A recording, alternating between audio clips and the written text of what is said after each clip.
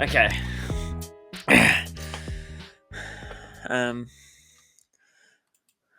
Cool. All right. RaceNuts podcast, episode 21. Post Bathurst and post Phillip Island Grand Prix. So we got plenty to talk about today. Dan, where did you want to start? Hit us with it, baby. Let's kick off with the wrap of the Bathurst 1000. So Big event, big 4 or 5 days. no, it's very sore. All my clothes smell like campfire. No, like every single fucking piece of clothing I wore around that fire, it just fucking stinks. I made the mistake of just throwing my bag in the lounge room and forgetting about it for about 3 days. Oh, you feral. So fermented, absolutely fermented all my clothes in there. Because I threw like one jacket back into that bag and it just now reeks. And the plastic boxes too. I don't know how the fuck smoke got into the plastic boxes. I opened it the other day, started unloading some stuff. Reeks. You can't win them all, I suppose. So and new rule for all camping trips too. Meat either gets eaten on the last night or thrown out on the morning we leave. Did you get? Oh, you had that, didn't you? Yeah. It wasn't like last time when you left meat on me and I had to like throw away an esky. Yeah. But it was still borderline feral. I forgot my about green that. esky's been outside for 4 days now with the lid just open, just soaking in the elements. Soaking in the UVs. The sun's trying to kill it. Yeah, and then in the meantime, I've had to hand wash every can just to be sure that they're all good. That you feel safe drinking from them. Pressing your lips up against a cold tinny. Well, the sausages sprung a leak, so there was like there's definitely meat juice with the ice. Yeah. Fuck yeah. Why wouldn't you? That's awesome. Yeah. All right. So do you want to kick off in the qualifying? I'll just kick off kind of easing into the weekend. First off, we got there on Wednesday. It was quite windy. So that seemed too windy. Yeah, too windy. We were setting up in the wind. That was fucking hell, but it is what it is. We had plenty of good neighbours and Bathurst campers helping us out. So just quick shout out to all our neighbours. They were actually really good, and we hope we were good in return. And then so we got set up on Wednesday. Did we do anything when we did something Wednesday night? Did we just go into track to town? Went for the track to town. Yeah. How did you find that, Dan? What were your thoughts? I liked it. I liked it. I think there should have been some stuff that should be organised a little bit better. Like having the pit lane challenge in town was much better than having it in the pit lane when no one can see it. 100%. But maybe some better organising it so people can see it. Yeah, almost like big thanks to Tim Edwards that kept little grandstand kind of thing, maybe like a free road grandstand. Maybe I'll just see if there's somewhere where there's like a natural hill or something. Oh yeah, yep. Because like even just where they put a big Pertec flag sort of in my way, which was shitting me until Tim Edwards kept standing in front of it and pushing it back for me. Yep. Not for me. That's just where he was standing, but it worked out well for me. Yeah, you benefited greatly. Yeah, but we didn't get to see a second of the esky race. No, but so I'd do it even just big screen, just chuck a big screen there or something. Yeah, I mean, there's that much money floating into the event, and it's something that they want to do. Hopefully, with some feedback is good for them. They take from it. Yeah.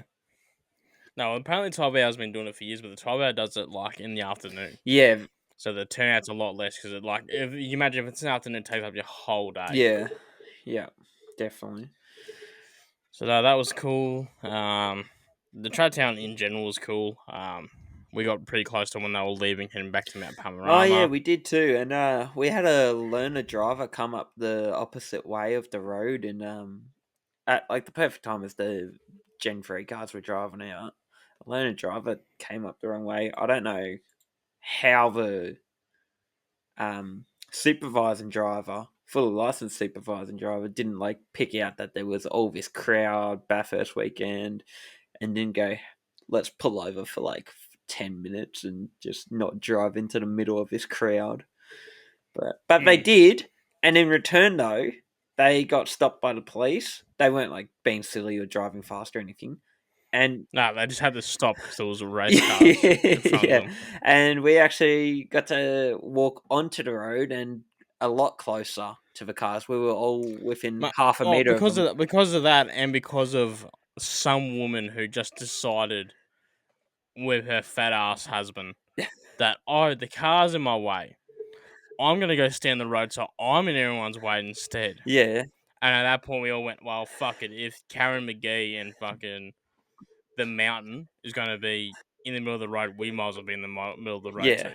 and which was good because we really could have touched the cars if we put our hands out, but no one did. I would like to. As I said, I'm gonna save this part. Thank you, Daniel.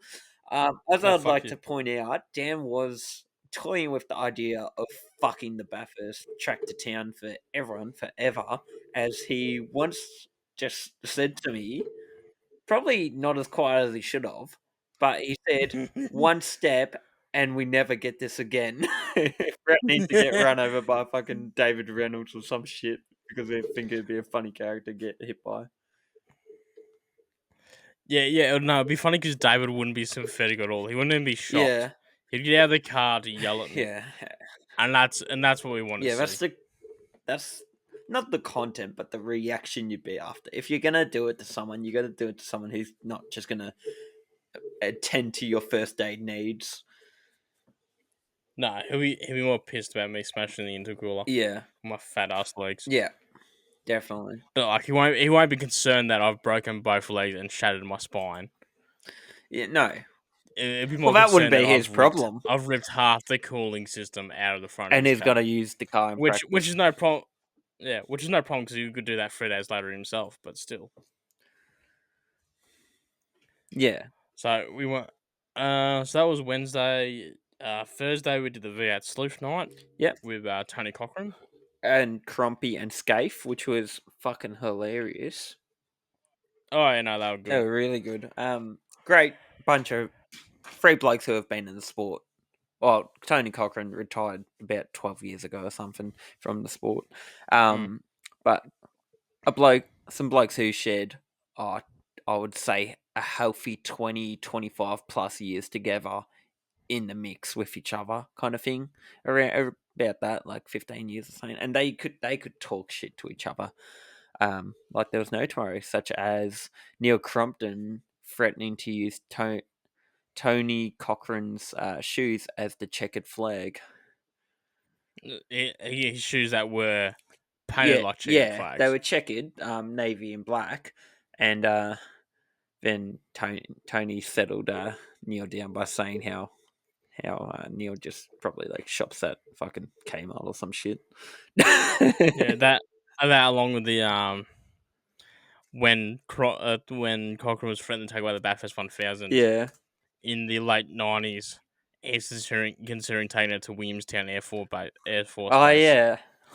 And we got the 500 kilometers one way, 500 kilometers the other way on the airstrip. And that's funny. That was really funny. They would, I shit you not, like the moment Crompo came on, before even Scafey came on, who probably came on. Scaife and Cromp added nothing. They were there just to bully. Yeah. They saw a target and they had some grievances. Yeah. Some home troops got released. Well, Tony was just vulnerable, sitting in the chair. The man done nothing. He was just sitting there, and they got invited back to Bathurst for the first time in 12 And years gets- and just got fucking ambushed. It's I shit you not. So if you weren't there, if you were there, you'll know this. Aaron Noonan, in the first half of the show, he would have said no more than 200 words. I'd say even 50 I reckon words. 200 words. I'd say 50 words. He said no more than 50 words. And the moment Crompo came on, he actually started talking to Tony like he was fucking running the show, like it's his daily thing. But it was really good to see them on a personal level, just make them actually feel in touch with everything. Yeah, nah.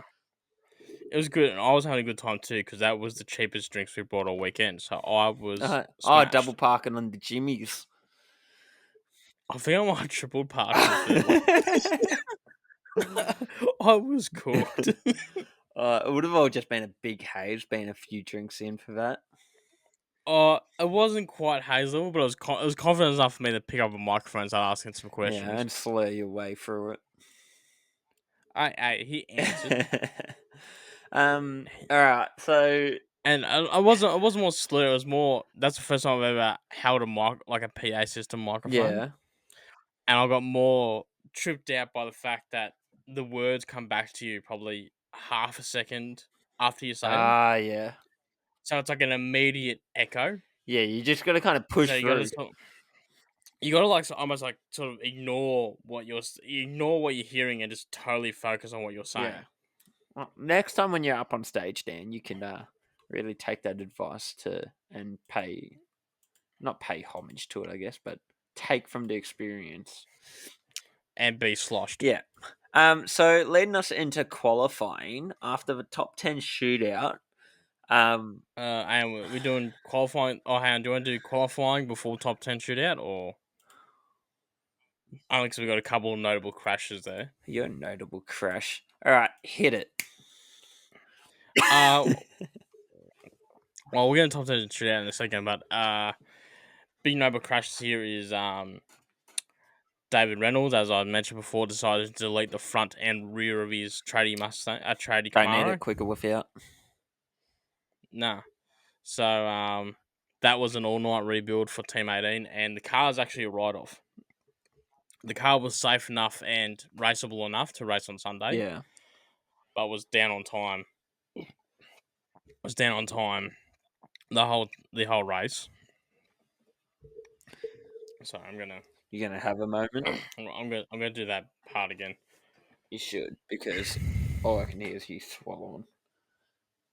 Yeah, no, it's gonna be. You know when you're burping to get air stuck. I don't actually. Die.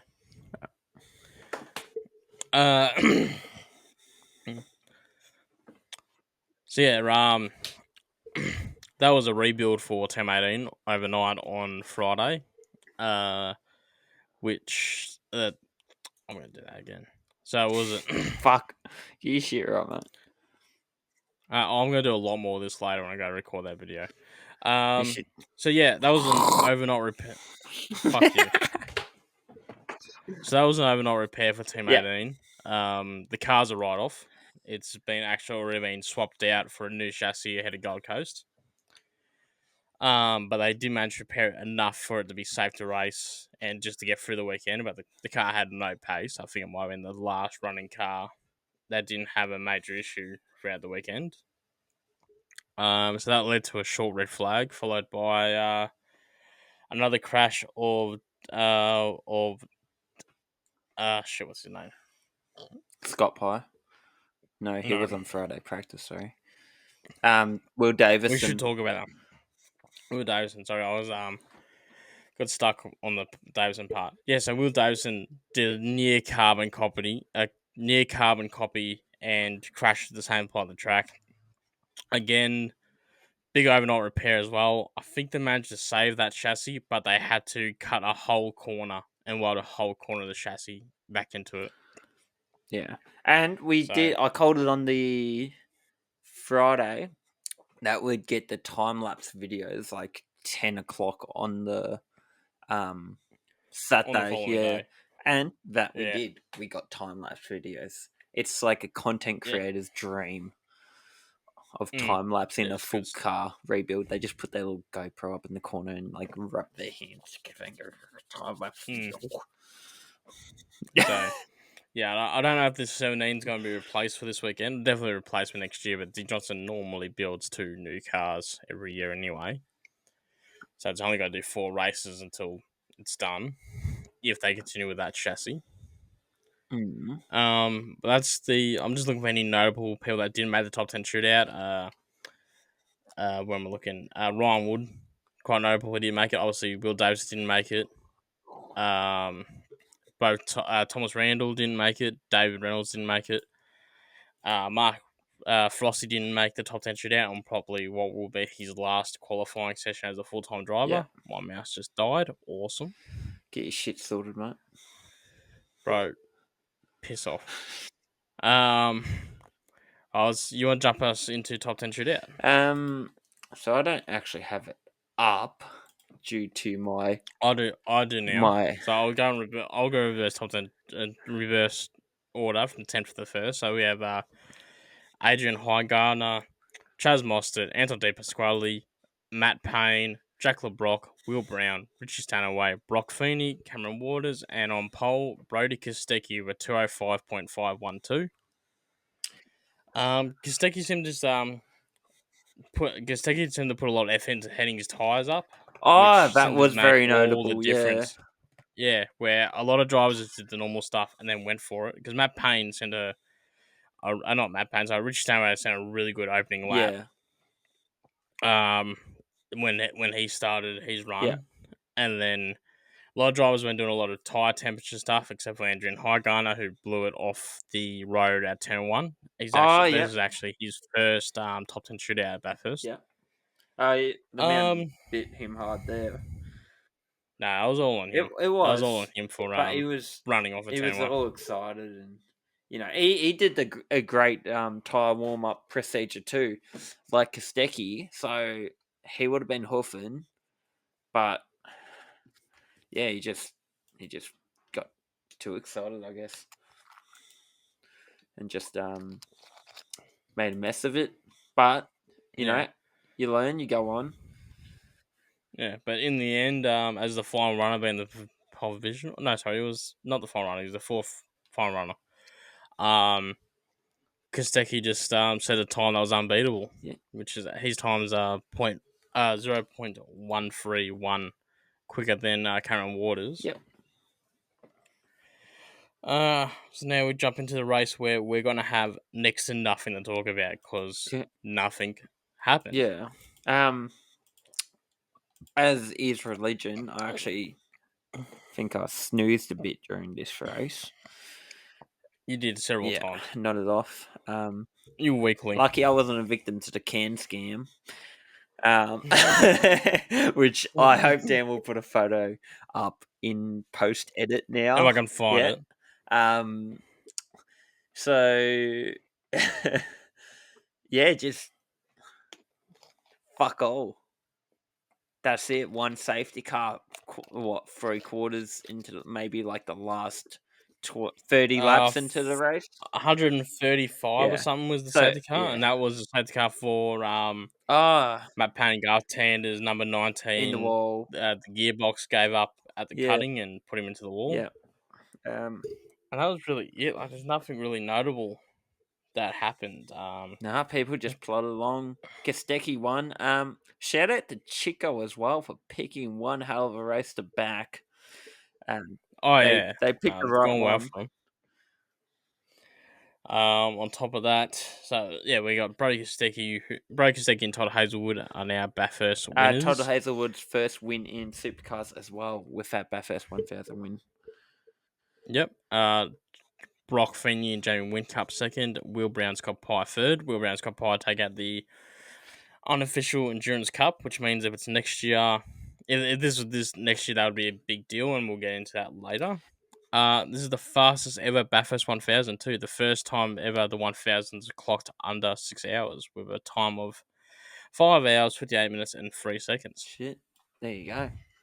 One more safety car lap and that would have been fucked. Yeah. Listen to Scott Pye. I've only listened halfway through his podcast. He was saying with the virtual safety cars, pretty much run as hard as you can because it was not worth the risk of pitting and then having a safety car come out. Oh, yeah. So he was making a good case of to fix this problem to close the pit lanes in safety cars. Oh, yeah. So that was his point. That was his point, basically. Just looking through the order of any notable thing. Richie Stanaway and Dale Wood dropped in the 9th in the end. The Triple A wildcard ended 14th. We were looking for, there we go, Cameron McLeod, a song we chatted to 12 months ago, and Tim Slade finished 19th. So up 6 spots for them. And that's really it. Like, it's like grand finals. You get good ones, you get bad ones. This one was, I wouldn't say it was as bad as last year, but it's still pretty shit. Yeah, But it is what it is. yeah. I mean, You there'll be can't some. you can't make it a false manufacturer because then you're just fucking with the system. Yeah, I mean, it's got to all come naturally, and it will. Next Mm. year or the year after, I doubt it would be any I, longer than that. I'm really excited for next year. I'm gonna get more into that soon enough. Yeah. All right. So let's. Um, Shall we head across the ocean to the? to the United States. Yeah. So this weekend at this weekend gone. Sorry. Um, they were racing at COTA, Circuit of the Americas in Texas, the F1. And For the United States Grand yeah, Prix. for the US Grand Prix. It was a sprint weekend. There was there's always plenty going on in the F1 world. So to kick it off, I'm not really too sure who was dominating any practice or anything, but we've got sprint qualifying order was Max Verstappen, George Russell, and Charles Leclerc taking out the top three spots, with Oscar Piastri chilling back out in 16th. I believe, correct me if I'm wrong here, I feel like I'm going to, but is sprint points the top 8 positions? It's the top 10 Top. now, but it's 10 for first, one down to 1 for 10. Oh, okay, yeah. So yeah, there's points to be gained in it, plenty. Especially in a close championship, you definitely want to be showing up. So the sprint race itself, we got Max Verstappen as the winner. Carlos Sainz coming in second, who I believe, I didn't watch, but I believe he overtook Lando Norris on the first turn of the last lap. Yeah, Lando bottled it. He threw it away, locked it up, turn 1, ran wide, Yeah. and then almost lost the position to Charles Leclerc behind. Oh yeah, both Ferraris were with each other. Yep. That lines up with the clip I saw. And we have Oscar Piastri making up 6 spots to grab a point, coming in 10th in the sprint race there. And then we go to, I don't know, there's not much to talk about that sprint race really. Pretty much, it was another do nothing weekend. In qualifying for the Grand Prix, Lando Norris took pole. Max could have been on a lap to chase him down, but George Russell put into the wall with 30 seconds to go, so that was that. Oscar qualified 5th. No, that's good effort. I Yep. do believe Lando Norris did make a statement at one point saying that getting pole at COTA that weekend was a waste of effort, I guess. I think there's a quote flown around of him being like, "Well, it's as good as it is. We aren't contending for the win here because the simply down to the track doesn't play to their strengths at all with the hard braking slow corners, whereas they're more of a fast corner, fast straight kind of thing operation Yeah. at the moment." Well, in the race, in the end, both Ferraris got the leg up on both the both the Red Bull and the McLaren of Max Verstappen and Lando Norris, ending in a Ferrari 1-2. Yeah. Max Verstappen coming home 3rd, and Lando finishing from pole to 4th. He did cop a Oscar. penalty, Lando Norris. Yep, for track Yeah, limits. track limits. He exceeded 3 times track limits, I believe it is, and copped 5-second penalty. Whereas I believe it was Belgium, Oscar's first win, if I'm right there, or Hungary. Sorry. It's one of those cases where maybe Lando had better pace on Max, fresher tires. Maybe Lando should have just given the position back straight away, and then It fight wasn't. It for it. wasn't even that. It was he done the strike 4 times. Yeah. So I'm thinking what you're thinking of is Oscar copped a penalty in the sprint race for running off a track and not allowing space and gaining an Yeah. advantage. But no, Lando was straight. Straight, just exceeding. Just running out of tracks, strikes. yeah. Okay. Yeah. But yeah, there's plenty to be learnt there. Lando couldn't get 5 seconds on Max. I think he got around 4.1-ish seconds on Max, but Max was just holding the gap. He saw no sense Yeah. in going faster than he needed to.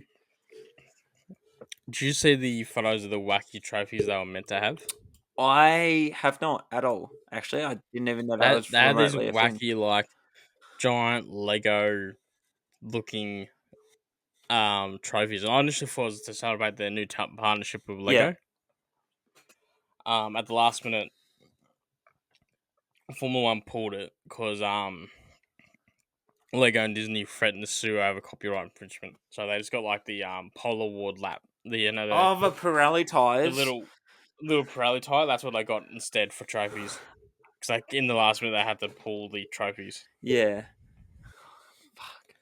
Anything before we leave the world of Formula One? For now? I would like to make a note of Franco Colapinto Mm. outdoing Alex Albon. I believe Alex was 16th and Franco 10th. And I believe that's also the second time that Franco's actually outgunned his more senior teammate. So I think that's is there to watch. I'm not sure if there's a seat open for next year. There's still a lot of word around that Sauber seat. Yeah, okay. It's looking pretty strong for Valtteri, Yeah. but Colapinto's having a sniff around it, and so is apparently Ricardo. Yeah, so there's One's in Joe, but sense of it's just completely given up. He knows he's gone. yeah. I mean, Chinese money is great because there's a lot of it, but if you can't perform, you can't perform. Maybe he's better off in a tin top or something. He's just got to find his I don't know. spot. I think he's just had his fun. Yeah. I don't know where he goes after that. I think it's just be one of these mediocre drivers that comes and goes. Yeah. Want to crack into the sim bin. So, do you have any sim bins for this week, Ash? Not one that I'm gonna yeah. Not one that I can really actually think of, really. Nothing that really irked me on throughout the weekend or the past weekend or the week, any news or anything that I went. That's horse shit. Something should change there. So Yeah. I'll let you run the sim bin today. I don't have anything for it. I've got a couple of things here. My first one is the animals at Phillip Island. Okay. Jack Miller. Oh, he hit a seagull? Is that the way you had? He hit his seagull during the sprint Yep. race, which ruined his sprint race, and then he also had to dodge to avoid a rabbit during qualifying, there was a which dropped him out of qualifying for Q2. Yep. Okay. So that's sucked in for that. So that's a sim bin for the wildlife at Phillip Island. Yeah, I mean, there's plenty of it. Realistically, if you're going to drive around Phillip Island at all, do it with caution. You're going to hit There's something. plenty of island. There's plenty of island. The birds can fuck off. Go away. It's an island. Why are birds at Phillip Island like men in their 60s that were like, when they turn 60, think, oh, I must be an Olympian and start riding push bikes through traffic? Just go be a bird somewhere else in the island. Go be a bird on. As the invasive species of humans, are we allowed to call other animals invasive? Cool. I mean, yeah. Fuck you for ruining Jack's qualifying. He started to make note. I believe he started 15th in the Grand Prix as well. I'm not sure about the little feature race. Do they call it a feature race on? They call it the sprint race and Grand Prix. And also, just while we're quickly talking about MotoGP, I forgot his first name, but Senna in MotoGP 2, an Australian, he came third. And actually, this is my sin bin. This is my sin bin. I found my sin bin. To whoever's in the producing room of MotoGP, one, I love your graphics and your totems and all that. Keep that up. That shit's awesome. Unreal. But whoever kept replaying Senna after the race had finished, and he was getting a Australian flag tied around his neck like a cape. For some marshals were doing. He was just in a runoff, and he had driven onto the grass, ate shit straight away Then, like, you know, on the MotoGP coverage, they have on the right hand side, it comes up with crash and like the person who crashed. So Yeah. that came up, but they replayed this like fucking one moment like 20 times of him just eating shit. But yeah, congratulations to Senna, but the producers did you mad dirty on that one. Yeah, I found two sin bin moments with the broadcast too. Well, not the broadcast, but the Grand Prix in general. One, for them actually getting a full parade lap Yeah, on the back of a truck, yeah. including the truck stopping at Siberia and Lukey Heights for the riders to get out Oh, and greet everyone. and to greet everyone, and they had like t-shirt cans and shit Oh, when we got to watch them turn off at turn oh 4. yeah. Oh, so they've actually changed that. Oh, Yeah, that's they did a full thank lap this God, time. because I remember both And, marshals standing out there, and that was I felt bad enough for us. I felt fucking terrible for the marshals. yeah. Second thing is, I know Chad Nalon's only doing what the broadcast asks of Yep. him, but dude walked up to Jack Miller on the truck. I'm doing the interviews on the truck. Goes, now, mate, you know I was going to wait till we're at this corner. This is the corner that's now named after you. You had this big crash here 2 years ago Yeah. when they named after Oh, you. It's like took the time to speak to Jack Miller at Miller Corner where he fell off from like fifth 2 years ago.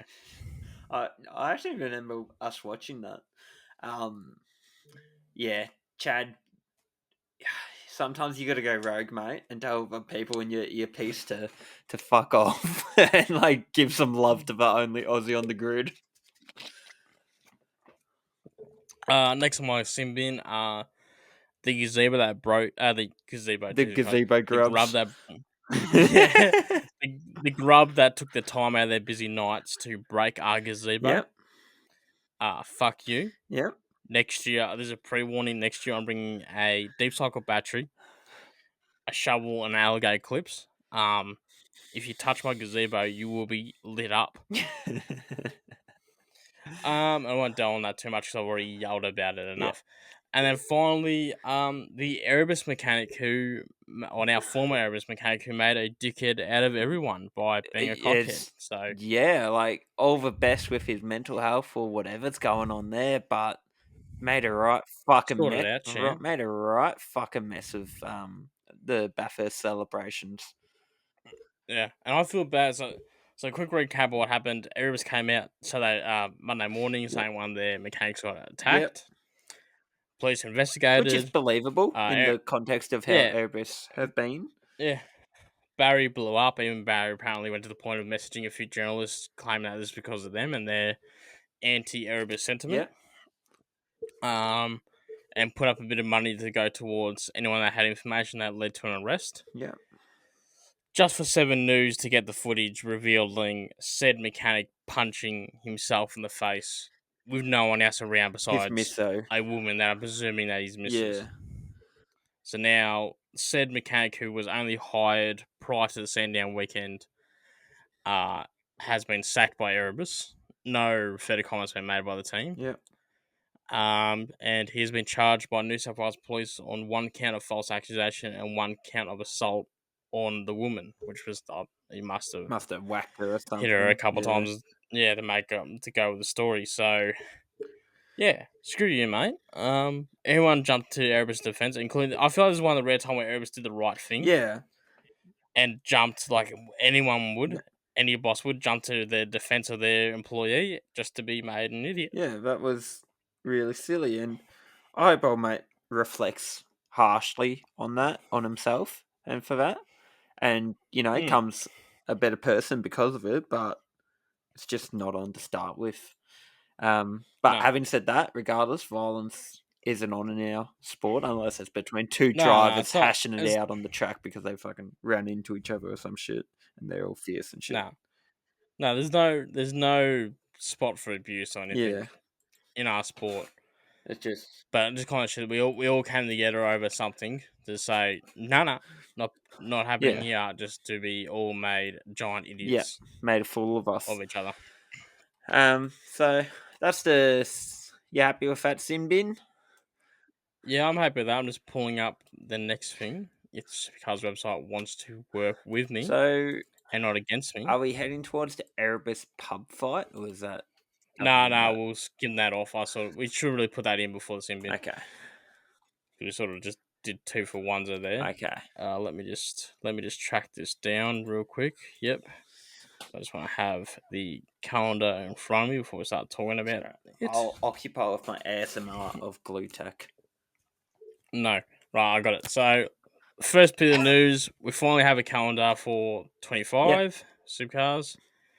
And the article I pressed does not contain a calendar. Cheers. Cheers, supercars. Alright. And the link he gave me just sent me to the bloody Ash Dude, play with the blue tack. Glue tack ASMR. If need be, pull Damn, out the shut keys. up.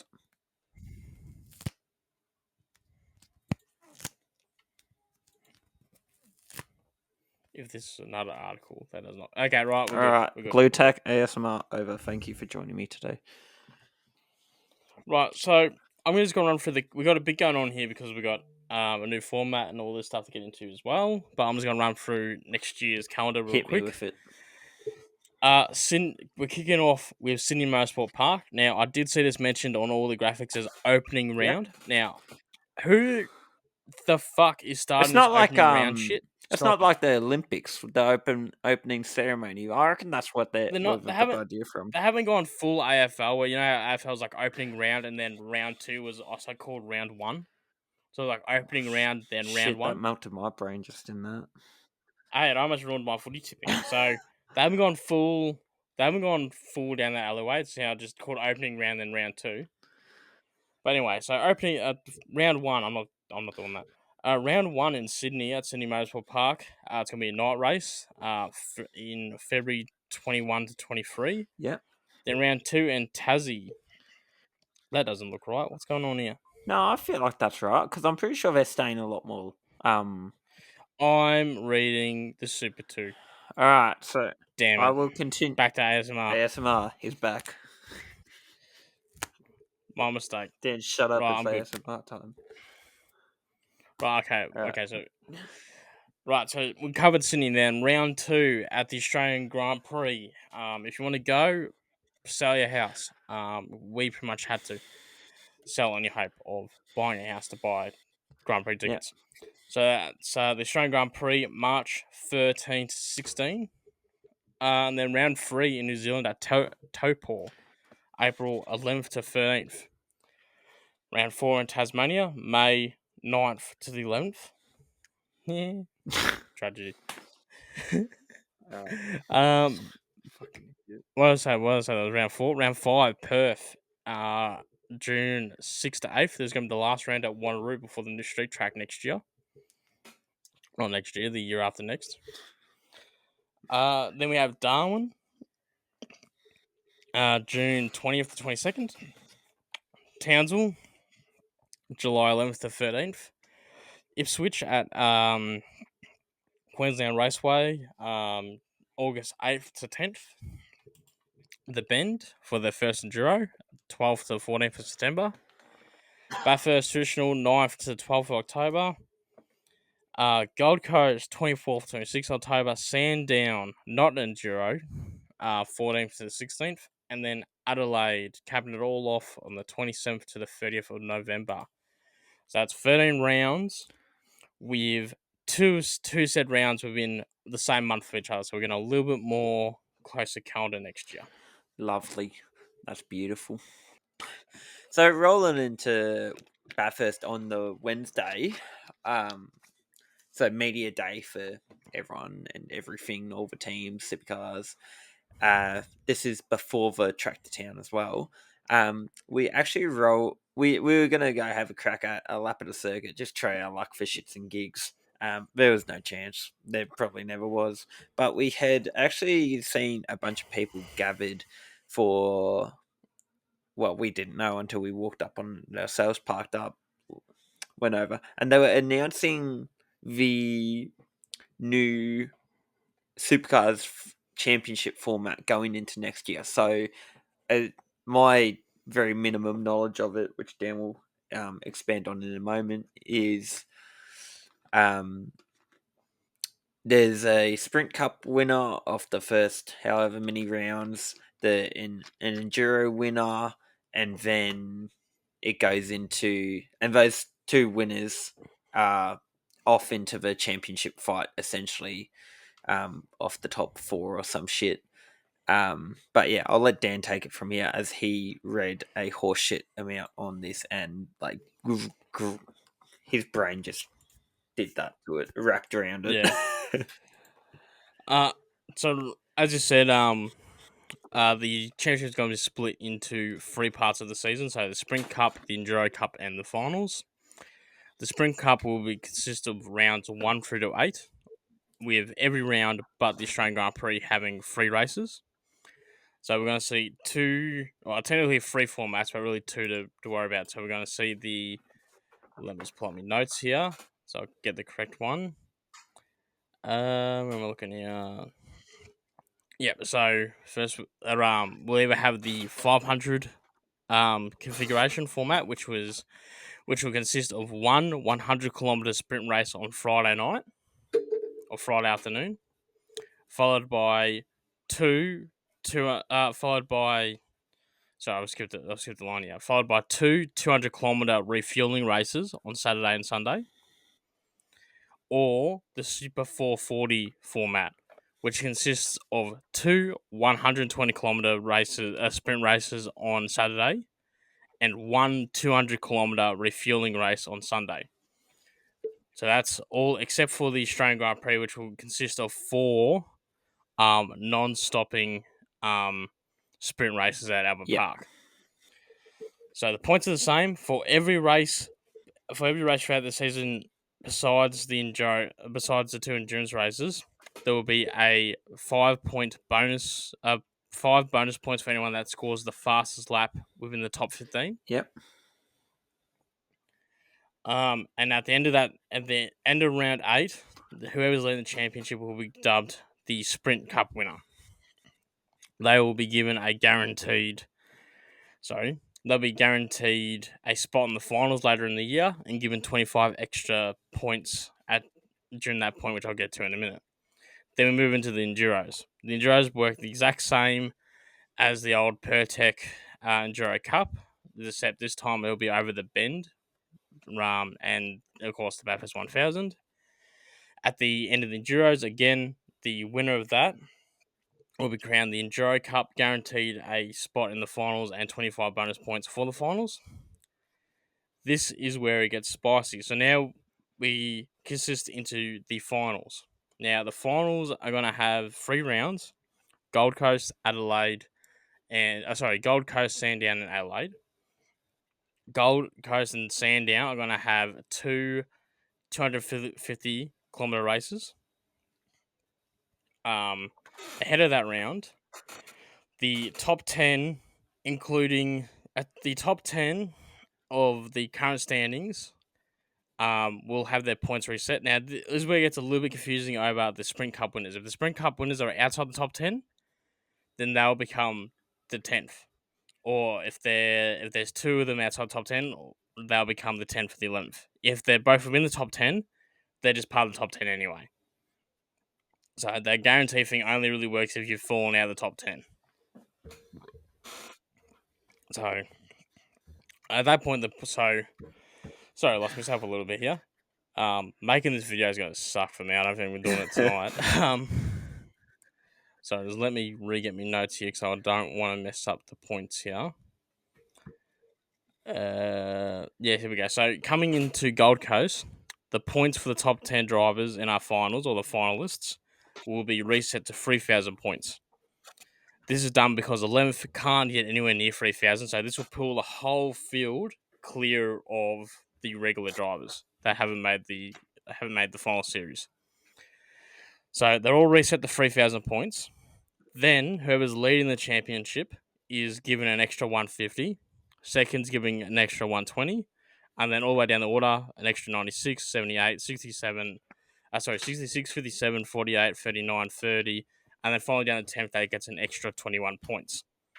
Then we add, for the cup winners, the extra 25. Now, I presume if the cup winners is the same driver for both cups, like what we saw this year, if we played in part this year, Will Brown would be both the Sprint and Enduro Cup winner. I presume he will get an extra 50 points.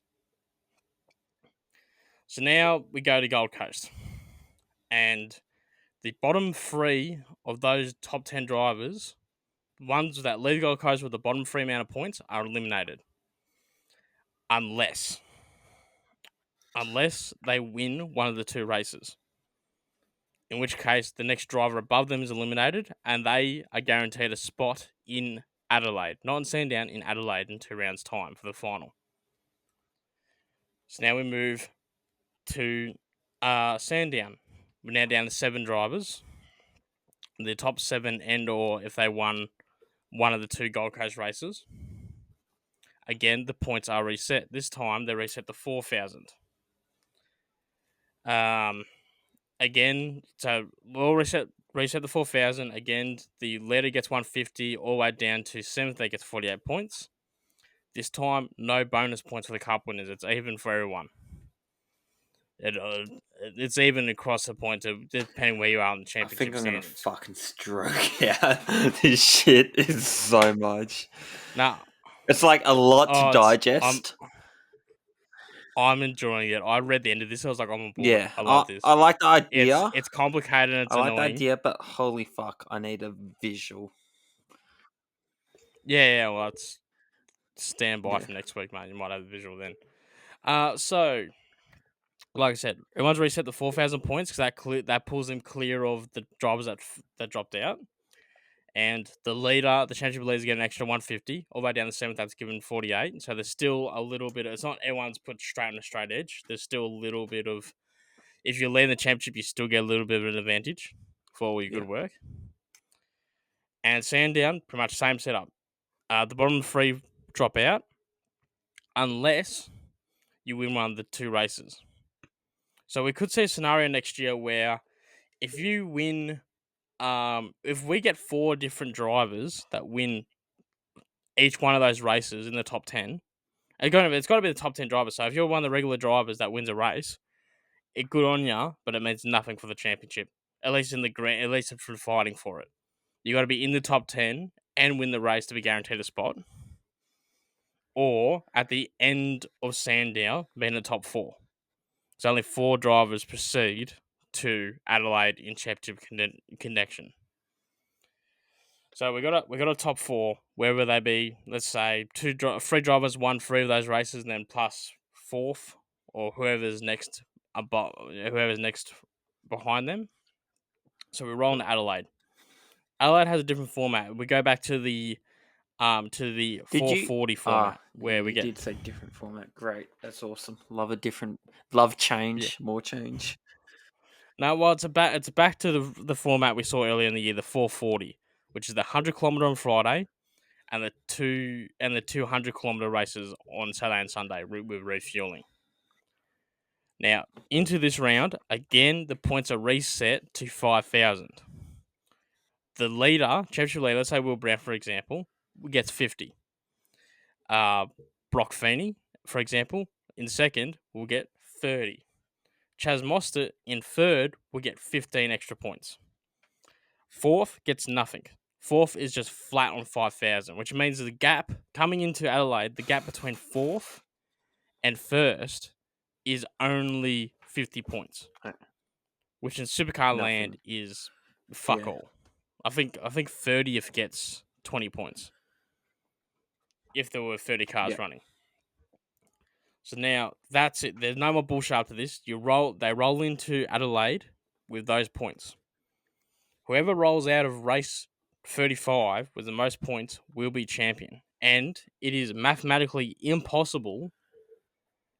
The only way mathematically possible for the championship to be sealed up on Saturday afternoon, Sunday, is if the leading driver wins both races and the other 3 DNF. Oh, okay. Which means it is basically a certainty that the championship fight will go to Sunday every time at Adelaide. That fucks. That is a lot. Fucks. Yeah. It's hard to comprehend, but to sum it up, the last 2 races of the whole season is the deciding races, really. Free Last races. last 3 races is where the money's at, and Yeah. you just got to be the best on the day. Yeah. And I thought about it. And I've tried to pull it apart like Larko tried to. You can't really luck into it. Like, the only way I can think of, like, the most probably unworthy winner would be Who just someone fluked their whole way from the. in. No, you couldn't even do that. That's what I'm saying. Like, they're all hard. You gotta be in the top 10. Or win a cup, and beyond that point, you got to be either in the top 7 or the top 4, and most likely win a race. I suspect that most of the top 4 will be made up by people who Yeah. won a race. So, the most unfair scenario I can think of is if whoever was in 10th coming into Gold Coast won Yeah. a race, and then guaranteed their spot The into finalists. the Yeah. top 4, and then won it from there. But even then, that's still solid effort to win a race to Yeah. start with, and then let's say it was 10th, and so they rolled into Adelaide last because they still didn't have a good one at the other 4 races. They've still got to beat the championship leader that's got a 50-point advantage on them Yeah. over 2 rounds. Oh, I feel better now. Now I got to do it all again in front of the camera for that video. And it's going to make sense. It's gonna make sense because I won't be screaming it because I won't feel like shit. Alright, so there's that. Feel free to replay that part as many times as you need to understand the lingo. Yeah, like I said, I'll put a video out in the next couple of days. A lot slower and Dan explaining will it a put lot it better. out, is what I heard. Shut up.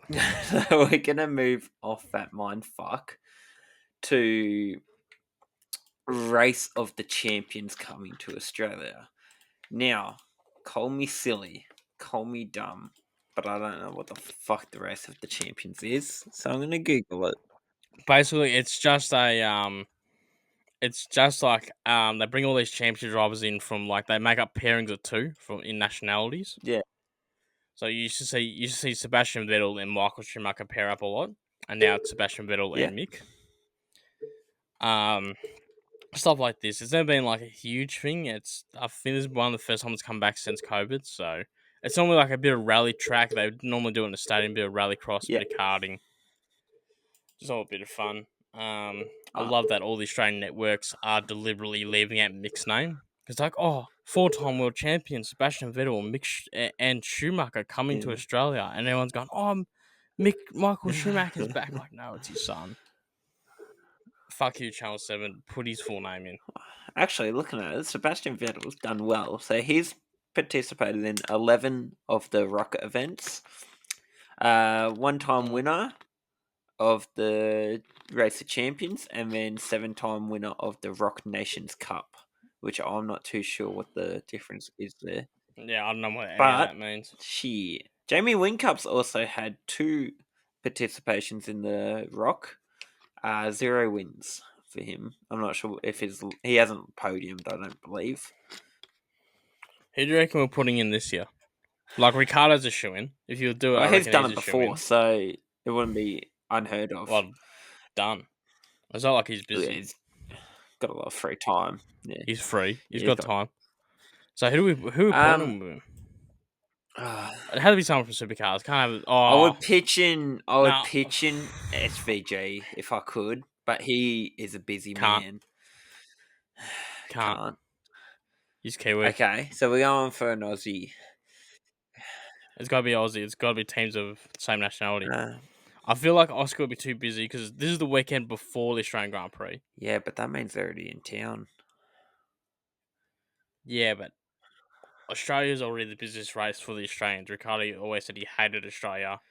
Not hated, but he hated, like, he'd go anywhere else in the world to be a few interviews and he was done. Where in Australia, everyone wants to talk to Suck him. it up, Buttercup. You fucking Aussie.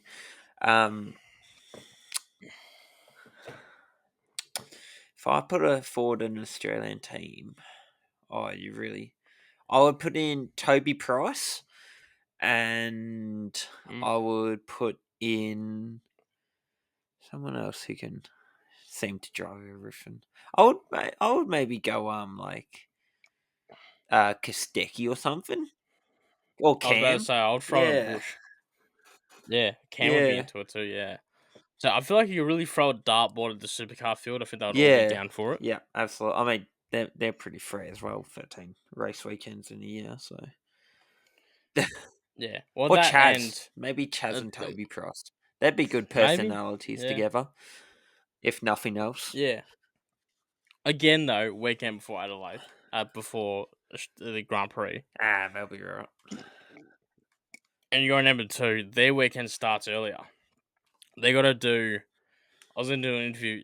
Because Formula 1, they sub their ass. They can't. So every other race weekend, it would just be like a set time on Wednesday morning or Tuesday, or Thursday, depending on the event, where all categories go do their Yeah. track walk. Everyone, supercars, Porsche, Super 2, whatever, everyone just goes in the little groups and do the Yeah. track walks. Not Formula 1, though. Formula 1 has like an exclusive time for their F1 drivers. And then I think the same again for F2 and F3. They do it together, but still, it's not like they're either the Porsche guys. So a lot of the media stuff and the track stuff for supercars has to be done on the Tuesday. Yeah. Because Wednesday is just blocked out for the Grand Prix Yeah. people. And then they're rolling their practice on Thursday. I mean, I kind of get it, but it's also like It's a support thing. It is what it let is. them I don't know, say Porsche, let the kids driving the Porsches or whatever, 16, 17-year olds, let them track walk with these big famous You guys gotta put personalities. it. Let them feel inspired or be close to their Yeah. presence. Let them feel touchable. Yeah.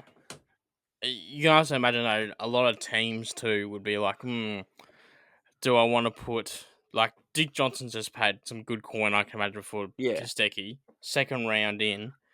Ooh, do I really want to put my prime championship winning driver who's just won Yeah. Bathurst and is still getting used to the car? Do I want to load him up with pressure by sending him to Race of Yeah. Champions? Or letting him do Race of Champions? And then also have that added risk that if he flips the cart or does his shoulder or something stupid, I now don't have a driver. Yeah, on the biggest publicity weekend they have besides Bathurst. Yeah. Bathurst, yeah. No, that is a good point. So that's exciting. That's coming. That's in Sydney. I was keen to go. I was messaging like, "Hey, let's make it happen." And I saw it was the weekend before Grand Prix. I was like, "Fuck you! Yeah. Why?" Dreaming. I'll get why, because they know half the people's going to be here for the Grand Prix anyway. This is the same reason why this Adelaide Motorsports Festival does the same thing. All right, so moving on to the Triple Eight Garage, some news coming out of there. Dan, did you want to explain further on that?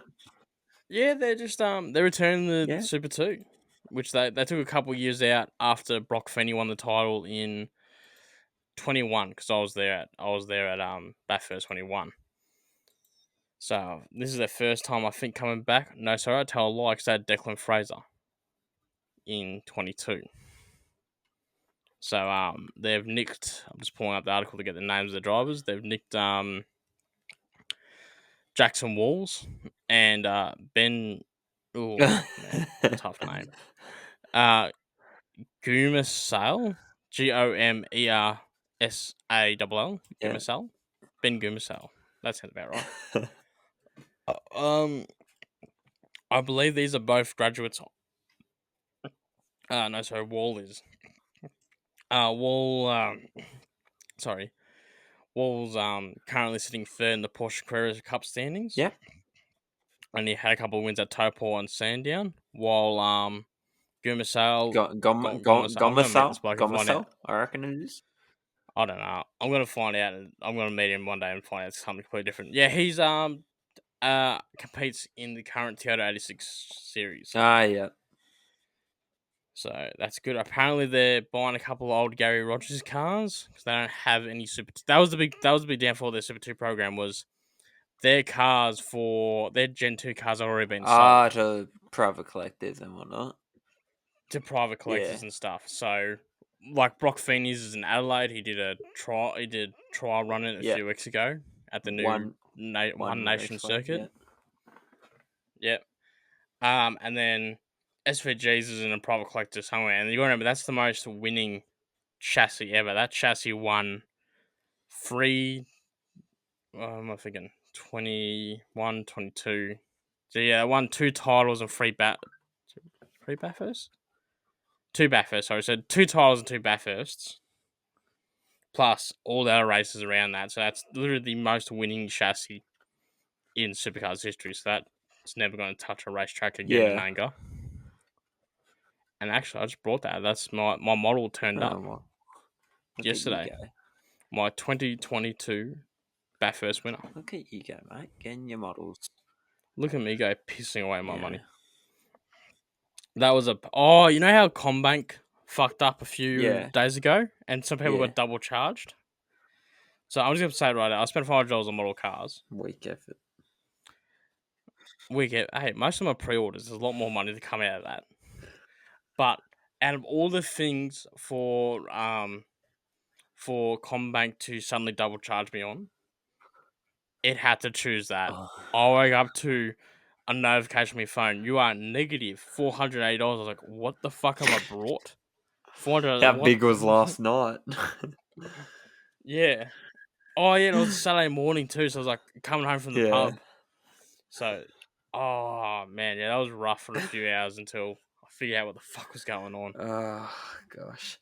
All right, so moving off that front, we're gonna move into the driver move, silly season kind of operation. Yep. So we'll start off with Richie Stanaway. He departed from, he's departing from Grove Racing at the end of this year. They've just kind of said, yeah, you're sitting next to Matt Payne. It's not it. Yeah, it's not. It's not. It just didn't work out. So he's gone across. I believe he's taking Tim Slade's seat at. Who retired? Yep. He's not taking the seat necessarily. Tim Slade retired.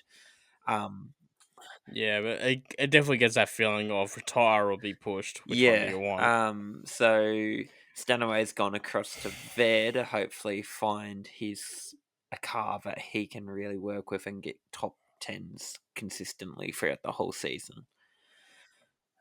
Yep, in the 23. In driver rumours, we've got Jackson Evans is apparently close to sealing a deal with Brad Jones Racing for another year, which means Macaulay Jones will be the only driver not accounted for yet, but that's mostly a bit of a... Macaulay's been there for a while and he hasn't had a worse year than what he normally does, so I can imagine him to stay on, which means that should be, with Stanaway's move, that should be the entire grid for next year. So we lose a few drivers, primarily the one off the top of my head is Frosty's gone and Slade's gone. But we gained some drivers. Kai Allen's in, Kipper Murray's in, and we will have a new Supercars champion next year. By the looks of it, Will Brown's kind of sealed the deal. He can mathematically do it on Sunday. Yeah. For the Gold Coast 500. And even if he doesn't, everyone but Chaz and Brock are now out of the title. So what happens now? We're going to have a new Supercars champion come Adelaide. And just going back into the Grove garage, we've got Garth Tander still feeling fit and young, it would seem, and signing a multi-year co-driving deal with Grove Racing. So I'd say it's going to be taken in 2-year blocks. He'll do a Porsche race here and there just to keep his eye in, as he has been, and he's still going strong. Awesome. So we'll quickly run down the championship standings here. Will Brown, as I just said, continues the lead from Bock Franny and Chaz Mostert. Chaz has dropped from second down to third post Bathurst. After Kai Allen's shocker at Bathurst and Super 2, he has dropped from the series lead down to third. Now Zach Bates leads from Aaron Cameron. In Formula 1, the gap pretty much stays the same. Verstappen still leads Norris. Verstappen still leads Norris. Charles Leclerc in third. Australian Oscar Piastri now fourth, only about, I'm not doing the maths, but not far from Leclerc. In the Teams Championship, McLaren leave Austin leading, only by 40 points over Red Bull. And Red Bull only leading from Ferrari by quick math time 8 points. Beautiful. So it's very possible Red Bull could drop to third in the It championship. is. Yeah.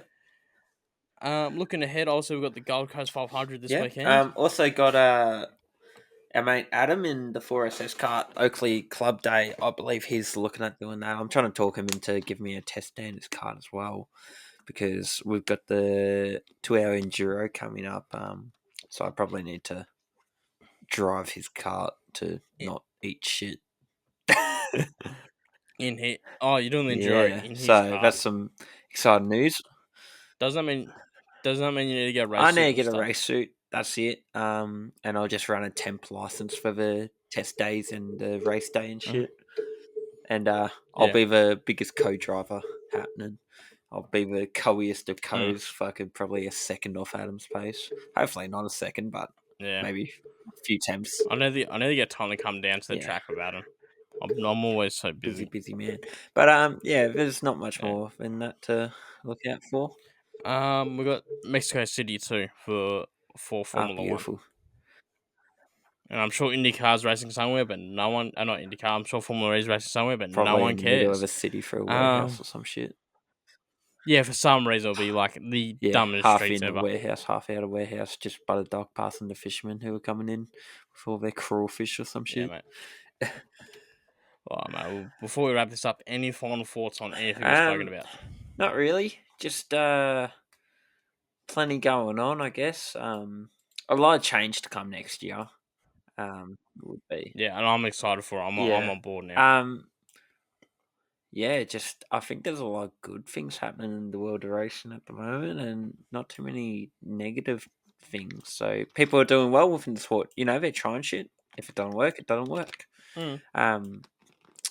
But yeah, that's all I've got. So we'll roll it out on that note. Thanks for listening.